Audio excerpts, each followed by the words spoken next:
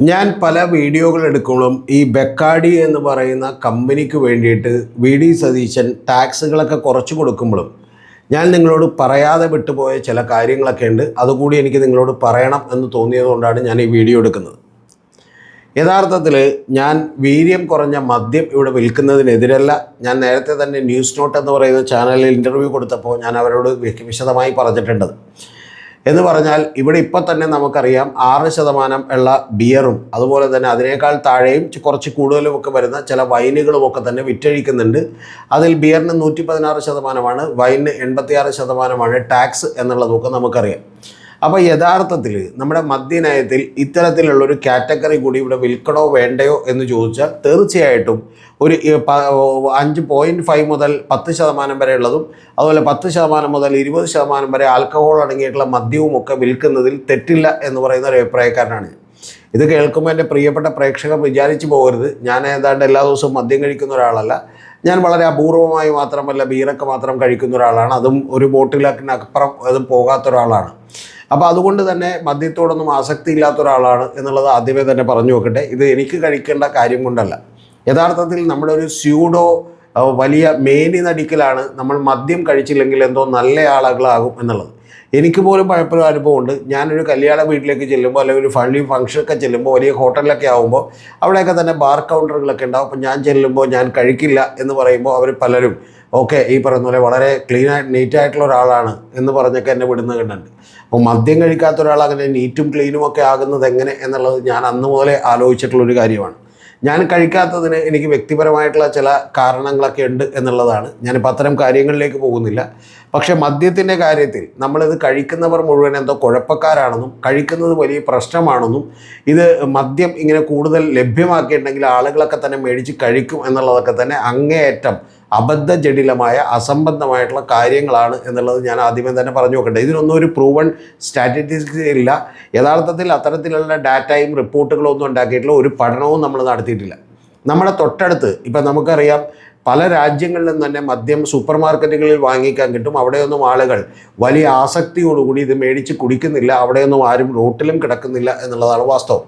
നമ്മുടെ തൊട്ടടുത്തുള്ള മാഹിയിലേക്ക് പോയിട്ടുണ്ടെങ്കിൽ അവിടെ മദ്യത്തിന് വിലക്കുറവാണ്. അവിടെ നിരവധി കടകൾ പെട്ടിക്കടകൾ പോലെ എല്ലാം തുറന്നിരിക്കുകയാണ്. അവിടെ വിലക്കുറവായതുകൊണ്ടും ആരും മേടിച്ച് കൂടുതൽ കുടിക്കുകയോ അവിടെ ആരും കിടക്കുകയോ ഒന്നും ചെയ്യുന്നില്ല. ഇനി കിടക്കുന്ന ആരെങ്കിലും കണ്ടാൽ അവർ മാഹിക്കാരനായിരിക്കില്ല, പകരം അവൻ കേരളത്തിൽ നിന്ന് വന്ന് കുടിച്ച് കിടക്കുന്ന ഒരാളായിരിക്കും എന്നുള്ളത് നിങ്ങളോട് ഞാൻ അസന്നിഗ്ധമായി പറയുന്നു.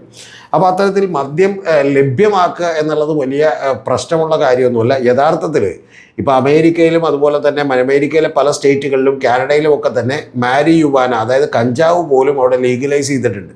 കാരണം ഇത് ലീഗലൈസ് ചെയ്യപ്പെടാതിരിക്കുമ്പോൾ എന്ത് സംഭവിക്കുമെന്ന് വെച്ചാൽ ഈ സാധനം ഒന്ന് വലിയ ക്വാണ്ടിറ്റി വലിയ റേറ്റിന് ആളുകൾക്ക് മേടിക്കേണ്ടി വരും. രണ്ടാമത്തത് ക്വാളിറ്റി ഇല്ലാത്ത സാധനങ്ങൾ കിട്ടും എന്നുള്ളതാണ് ഏറ്റവും പ്രധാനപ്പെട്ട കാര്യം.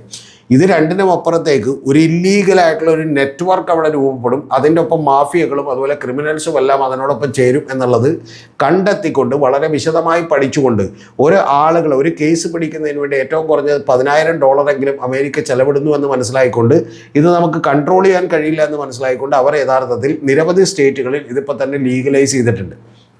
പക്ഷേ നമ്മൾ പലപ്പോഴും ഈ പറയുന്ന നമ്മുടെ ഒരു സാധാരണ ഒരു ഹിപ്പോക്രാറ്റിക് ആയിട്ടുള്ള കാപട്യമുള്ള ഒരു സാംസ്കാരിക ബോധമൊക്കെ കൊണ്ട് ഇതെന്തോ വലിയ പ്രശ്നമാണ് എന്നുള്ള രീതിയിൽ നമ്മൾ അവതരിപ്പിക്കും. സത്യത്തിൽ നിങ്ങളൊന്ന് ആലോചിച്ച് നോക്കും. ഇപ്പോൾ ലിക്കർ പോയിട്ട് ലുലു മാളിലോ അല്ലെങ്കിൽ വേറെ ഏതെങ്കിലും സൂപ്പർ മാർക്കറ്റിലോ ഒക്കെ വിറ്റാൽ ഒരു കുഴപ്പവും സംഭവിക്കാനില്ല. ഇത് ആളുകളെ വെറുതെ കഷ്ടപ്പെടുത്തി കൊന്നുകൊണ്ടിരിക്കുകയാണ് എന്നുള്ളത് ഞാൻ പറയും. അപ്പോൾ അതുകൊണ്ട് ഞാൻ പറഞ്ഞു വന്നത് ഈ പറയുന്ന ബെക്കാഡി ബ്രസ അടക്കമുള്ള അതുപോലെ തന്നെ റിലയൻസിൻ്റെ അടക്കം പുതിയ സാധനങ്ങൾ വരുന്നുണ്ട്. അത്തരം സാധനങ്ങളടക്കമുള്ള മദ്യം ഇവിടെ വിറ്റഴിക്കുന്നതിൽ ഒരു തെറ്റുമില്ല. കർണാടകത്തിലൊക്കെ ഇത് യഥേഷ്ടം ലഭ്യമാണ് എന്നുള്ളത് നമുക്കറിയാം. ഇവിടെയും മിലിറ്ററി ക്യാൻറ്റീനുകളിലും അതുപോലെ തന്നെ ചില 5 സ്റ്റാർ ഹോട്ടലുകളിലുമൊക്കെ നമ്മൾ 251% ടാക്സ് കൊടുത്തുകൊണ്ട് ഇത് മേടിക്കുന്നതും ആളുകളും ഒക്കെ തന്നെ ഉണ്ട് എന്നുള്ളത് നിങ്ങളോട് ഞാൻ പറഞ്ഞോട്ടെ. കാരണം ഇത് മിക്സ് ചെയ്യേണ്ട, നേരിട്ട് കഴിക്കാമെന്നുള്ളതാണ്. അപ്പോൾ പക്ഷേ ഉള്ളൊരു ആശങ്ക ഇത് വനിതകളും കുട്ടികളും ഒക്കെ മേടിച്ച് കഴിക്കുമോ എന്നുള്ളതാണ്. അങ്ങനെയൊന്നും സംഭവിക്കാനില്ല. മേടിച്ച് കഴിക്കുന്നവർക്ക് ഇപ്പോഴേ കഴിക്കും, ബീറൊക്കെ മേടിച്ച് കഴിക്കും. അല്ലാത്തവർ ഇത് കഴിക്കാൻ പോകുന്നില്ല എന്നുള്ളത് തന്നെയാണ് ഏറ്റവും പ്രധാനപ്പെട്ട കാര്യം. പക്ഷേ എന്തുകൊണ്ടാണ് വി ഡി സതീശൻ കൊണ്ടുവന്ന ടാക്സിനെ എതിർക്കുന്നതെന്ന് വെച്ചാൽ അതിൻ്റെ പിന്നിൽ ചില ഹുക്കുകളുണ്ട് എന്നുള്ളതാണ്. കാരണം ഇത് നേരെ പറഞ്ഞുകൊണ്ട് നമ്മൾ യഥാർത്ഥത്തിൽ ഇപ്പോൾ മയക്കുമരുന്നിനെയും രാസലഹരിയെയും അതുപോലെയുള്ള സാധനങ്ങളൊക്കെ നിയന്ത്രിക്കണമെങ്കിൽ നമുക്ക് ഇത്തരത്തിലുള്ള എൻജോയ്മെൻറ്റുകൾക്ക് വേണ്ടിയിട്ടുള്ള കാര്യങ്ങൾ തുറന്നു കൊടുക്കണം എന്നുള്ളത് കൃത്യമായ ആളുകളോട് പറഞ്ഞുകൊണ്ട് നമ്മൾ എന്ത് ചെയ്യുന്നു, ഒരു ഈ പറയുന്ന 10%, 20%-ത്തിനടക്കമുള്ള ഒരു സെഗ്മെൻറ്റ് കൊണ്ടുവരുന്നു എന്ന് പറഞ്ഞാൽ അതിന് യാതൊരു കുഴപ്പമില്ല. പക്ഷെ അത് പറയാതെ യഥാർത്ഥത്തിൽ ഈ കമ്പനികളുമായിട്ടുള്ള ചില ഡീലുകളുടെയും ചില അണ്ടർസ്റ്റാൻഡിങ്ങുകളുടെയും ഒക്കെ അടിസ്ഥാനത്തിൽ വലിയ തോതിലുള്ള അഭ്യാസ പ്രകടനങ്ങൾ കാണിക്കുന്നത് കൊണ്ടാണ് നമുക്കിതിനെ എതിർക്കേണ്ടി വരുന്നത് എന്നുള്ളതാണ് ഏറ്റവും പ്രധാനപ്പെട്ട കാര്യം. അല്ലാതെ ഈ പറയുന്ന വീര്യം കുറഞ്ഞ ബെക്കാഡിയോ അല്ലെങ്കിൽ അതുപോലെയുള്ള മറ്റു വൈനുകളോ ഒക്കെ തന്നെ ഇവിടെ ലഭ്യമാക്കുന്നതിൽ തെറ്റില്ല. എൻ്റെ അഭിപ്രായത്തിൽ ഈ മദ്യത്തിൻ്റെ വർജനം സംഭവിക്കാൻ വേണ്ടിയിട്ട് വലിയ പണം ആ ടാക്സ് ഗവൺമെൻറ് ഈടാക്കുന്നത് പോലും തെറ്റാണെന്ന് വിചാരിക്കുന്ന ഒരാളാണ് ഞാൻ. ഒരു റീസണബിൾ അല്ലാത്ത, ഒട്ടും ന്യായയോഗ്യമല്ലാത്ത കാര്യങ്ങളാണ് ഗവൺമെൻറ്റുകൾ പലപ്പോഴും ചെയ്തുകൊണ്ടിരിക്കുന്നത്. ഏറ്റവും വലിയ കൊള്ളക്കാർ പലപ്പോഴും ഗവൺമെൻറ്റുകളാകുന്നു എന്നുള്ളൊരു വാസ്തവം കൂടി നിങ്ങൾ കാണണം. ഇപ്പോൾ കാറ് മേടിക്കുമ്പോൾ കമ്പനിക്ക് ഒരു 20 ലക്ഷം രൂപയുടെ കാറ് മേടിക്കുമ്പോൾ ഏതാണ്ട് 10 ലക്ഷം രൂപ കമ്പനിക്ക് കിട്ടുമ്പോൾ 10 ലക്ഷം രൂപയോളം ഗവൺമെൻറ്റിനും കിട്ടുകയാണ്. അതെവിടുത്തെ ന്യായമാണ് എന്നുള്ളത് നമുക്കറിയില്ല. അത്രത്തോളം ടാക്സ് വെക്കുന്നത് എന്തിനാണെന്ന് നമുക്കറിയില്ല. അതേപോലെ തന്നെ ഈ പറയുന്ന ഇന്ത്യൻ മെയ്ഡ് ഫോറിൻ ലിക്വറിനും അതുപോലെ ഫോറിൻ മെയ്ഡ് ഫോറിൻ ലിക്വറിനും ഒക്കെ ഏതാണ്ട് ഇപ്പോൾ എക്സൈസ് ഡ്യൂട്ടിയൊക്കെ അടക്കം വരുമ്പോഴത്തേക്കും 200-250% ഒക്കെ ഡ്യൂട്ടി വരും. എന്തിനാണ് ഇത്രയും വലിയ ഇത് ഈടാക്കുന്നത്? അതിൻ്റെ ഒന്നും ആവശ്യമില്ല. യഥാർത്ഥത്തിൽ ഇതിൻ്റെ ഈ ടാക്സ് കൂടി കുറച്ചു കൊടുക്കുന്നതിനെക്കുറിച്ച് ഞാൻ പറയുന്നത് വലിയ രീതിയിൽ ആൽക്കഹോൾ കണ്ടന്റ് ഉണ്ട് എന്ന് പറയുന്ന 42.84% ആൽക്കഹോൾ കണ്ടന്റുള്ള സാധനങ്ങൾക്ക് പോലും ടാക്സുകൾ കുറച്ചു കൊടുക്കണമെന്നാണ് എൻ്റെ അഭിപ്രായം.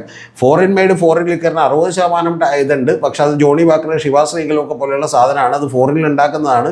കുറച്ചുകൂടി മാന്യമായിട്ട് ഡീസൻ്റായിട്ടൊക്കെ അവർ ഉണ്ടാക്കുന്ന സാധനമാണ്. പക്ഷെ അങ്ങനെ ഉണ്ടാക്കുന്ന സാധനത്തിനൊക്കെ തന്നെ ഈ പറയുന്ന കസ്റ്റംസ് തീരുവ ഇങ്ങോട്ട് വരുമ്പോൾ 152% വരും. പിന്നെ ബാക്കിയുള്ള 78% ഏറ്റവും കുറഞ്ഞത് ഇവിടെ വരും.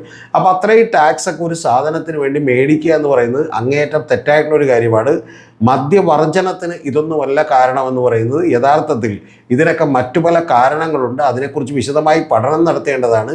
ആസക്തി എങ്ങനെ ഉണ്ടാകുന്നതെന്ന് പഠിക്കേണ്ടതാണ്. ബാക്കിയുള്ള രാജ്യങ്ങളിൽ എങ്ങനെയാണ് റെസ്പോൺസിബിൾ ഡ്രിങ്കിങ് ഉണ്ടാകുന്നത് എന്നുള്ളത് പഠിക്കേണ്ടതാണ്.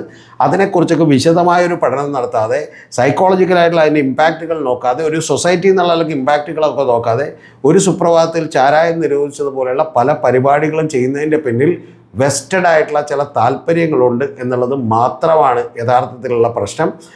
പല ക്രിസ്ത്യൻ മത നേതാക്കന്മാരും ഒക്കെ നന്നായി മദ്യപിക്കുന്നവരാണ്. പക്ഷെ അവരൊക്കെ പുറത്തു വന്നിട്ട് അങ്ങനെ മദ്യപാനത്തിനെതിരായിട്ടുള്ള കാര്യങ്ങളൊക്കെ പറയുമ്പോൾ കേൾക്കുമ്പോൾ നമുക്ക് ചിരി വരും. പക്ഷേ ഏറ്റവും പ്രധാനപ്പെട്ട കാര്യം ഇത് ലഭ്യമാക്കണം എന്നുള്ള കാര്യത്തിൽ എനിക്കൊരു തർക്കമില്ല.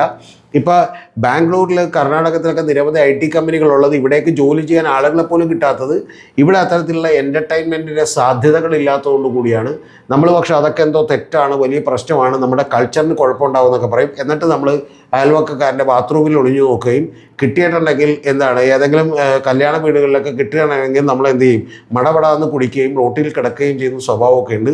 ഈ ഹിപ്പോക്രസിയൊക്കെ മാറ്റിക്കൊണ്ട് യാഥാർത്ഥ്യത്തിലേക്ക് തിരിച്ചു വരണം. ഇത് ലഭ്യമാക്കണം. പക്ഷെ VD സതീശൻ നടത്തിയ പോലെ രാത്രിക്ക് രാത്രി, അതായത് അധികാരം ഏറ്റെടുത്ത് 24 മണിക്കൂറിനകം ഫയൽ വിളിച്ചു വരുത്തുകയും അത് കട്ടിലടിയിൽ വെച്ച് കിടക്കുകയും അതിനുശേഷം 14-ാം തീയതി അതിന് വീണ്ടും ജീവൻ വെക്കുകയും പിന്നെ ഫാസ്റ്റായി പറക്കും വേഗത്തിൽ ഫയൽ പോവുകയൊക്കെ ചെയ്യുന്ന അത്ര വേഗതയോടുകൂടി തിടുക്കത്തോടുകൂടി ഇത് നടപ്പിലാക്കേണ്ടതാണോ എന്ന് ചോദിച്ചാൽ അങ്ങനെയല്ല.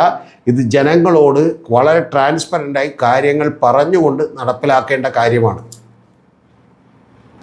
ടോപ്പിക്ക് കഴിഞ്ഞു. മറ്റ് ചില കാര്യങ്ങൾ നമ്മുടെ ചാനലിനെ കുറിച്ച് പറയാനുണ്ട്. അത് കേൾക്കാൻ താല്പര്യമുള്ളവർ കേട്ടാൽ മതി. അതിലേറ്റവും പ്രധാനപ്പെട്ടത് നമ്മുടെ ചാനലിനെ സപ്പോർട്ട് ചെയ്യാൻ താല്പര്യമുള്ളവർക്ക് വേണ്ടി നമ്മളൊരു മെമ്പർഷിപ്പ് ഇതിനകത്ത് ആക്ടിവേറ്റ് ചെയ്തിട്ടുണ്ട്. അത് യൂട്യൂബ് നൽകുന്നൊരു ഓപ്ഷനാണ്. അപ്പോൾ നിങ്ങൾക്ക് 1 ലെവൽ മുതൽ 6ാമത്തെ ലെവൽ വരെയുണ്ട്. പല എമൗണ്ടുകളാണ്. ചെറിയ എമൗണ്ടുകൾ മുതൽ തുടങ്ങി കൂടുതൽ എമൗണ്ടുകളിലേക്ക് പോകുന്നൊരു സ്കീമാണ്. അപ്പോൾ അത് എടുത്തുകൊണ്ട് നിങ്ങൾക്ക് നമ്മളെ സപ്പോർട്ട് ചെയ്യാം. അങ്ങനെ മെമ്പർഷിപ്പ് എടുത്തവർക്ക് വേണ്ടി മാത്രമായിട്ടുള്ള വീഡിയോകളൊന്നും ഉണ്ടാവില്ല. അതിൽ ചില വീഡിയോകൾ നേരത്തെ കാണാം എന്ന് പറയുന്നൊരു കാര്യം മാത്രമേ ഉള്ളൂ. പക്ഷേ നമ്മളെ സഹായിക്കണം, സപ്പോർട്ട് ചെയ്യണമെന്ന് താല്പര്യമുള്ളവർ മാത്രം അത് ചെയ്താൽ മതി എന്നുള്ളതാണ് എനിക്ക് പറയാനുള്ളത്. ഇനി അതല്ല, നമ്മൾ നേരിട്ട് തന്നെ സപ്പോർട്ട് ചെയ്യണം എന്ന് താല്പര്യമുള്ളവർക്ക് വേണ്ടിയിട്ട് നമ്മുടെ ഗൂഗിൾ പേ നമ്പറും അതുപോലെ തന്നെ അക്കൗണ്ട് നമ്പറും ഒക്കെ കൂടി ഡീറ്റെയിൽസ് താഴെ കൊടുത്തിട്ടുണ്ട് എന്നുള്ളത് പറഞ്ഞു നോക്കട്ടെ. ഇതെല്ലാം നമുക്ക് വേണ്ടത് ഈ ചാനൽ നടത്തിക്കൊണ്ട് പോകാനല്ല. ഈ ചാനൽ നടത്തിക്കൊണ്ട് പോകാൻ വലിയ എക്സ്പെൻസ് ഒന്നുമില്ല എന്നുള്ളതാണ് വാസ്തവം. പക്ഷേ നമ്മൾ മറ്റൊരു ചാനൽ കൂടി തുടങ്ങിയിട്ടുണ്ട്. അത് പൊതുബോധത്തിനുമപ്പുറം രതീഷ് ചക്രപാണിയോടൊപ്പം എന്നാണ് അതിൻ്റെ പേര്. ആ ചാനൽ തുടങ്ങാനുള്ള കാര്യം നമ്മുടെ ഒരു എളിയ പരിശ്രമമാണ്. ഈ കേരളത്തിലുള്ള ഇന്ത്യയിലുള്ള മിക്ക മാധ്യമങ്ങളും അവർക്കിഷ്ടപ്പെടുന്ന സെലക്റ്റീവായിട്ടുള്ള വാർത്തകൾ മാത്രം എടുക്കുകയും അത് നിങ്ങളുടെ തലച്ചോറിലേക്ക് അടിച്ചേൽപ്പിക്കുകയും അങ്ങനെ ഒരു പൊതുബോധം സൃഷ്ടിക്കുകയും ഒക്കെ ചെയ്യുന്ന പണിയുണ്ട്. ആ പൊതുബോധം സൃഷ്ടിക്കുന്നതിനിടക്ക് നമ്മുടെ ഇവിടെയുള്ള എല്ലാ ചെറിയ നന്മകൾ പോലും ഇല്ലാതായിക്കൊണ്ടിരിക്കുകയാണ് എന്നുള്ളതാണ് വാസ്തവം.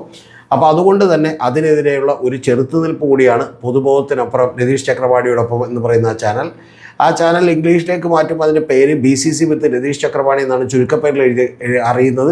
അതങ്ങനെ അടിച്ചു കൊടുത്താലാണ് ചാനലിൽ കിട്ടുക. പക്ഷേ അതിൻ്റെ ഫുൾ ഫോം എന്ന് പറയുന്നത് ബിയോണ്ട് കോമൺ കോൺഷ്യസ്നസ് വിത്ത് രതീഷ് ചക്രപാണി എന്നാണ്. അപ്പോൾ ആ ചാനലിൽ നമ്മളൊരു പോഡ്കാസ്റ്റ് ഇട്ടിരുന്നു. അതിന് വലിയ റെസ്പോൺസ് ഉണ്ടായിരുന്നു, വലിയ സന്തോഷം.